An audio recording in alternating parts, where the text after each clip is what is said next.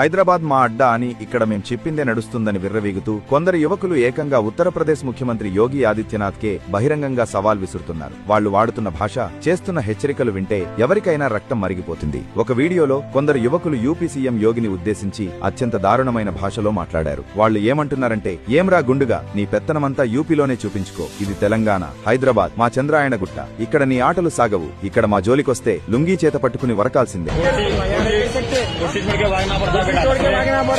వాళ్లలో ఒకడింకా రెచ్చిపోతూ, సోషల్ మీడియాలో ఏదో మాట్లాడుతున్నామనుకోకు, మేం గనక రోడ్ల మీదకు వస్తే ఈ భూమే షేక్ అయిపోద్ది. మాట్లాడితే మేం జిహాదీలం, ఉగ్రవాదులం అంటారు. మమ్మల్ని ఏమైనా అను, కానీ మా ప్రవక్తని ఏమైనా అంటే మాత్రం ఊరుకోం. నీకు కాషాయి చీర కట్టి గాజులు తొడిగి ముజ్రా డాన్స్ చేయిస్తాం అంటూ అత్యంత నీచమైన భాషలో బెదిరించారు.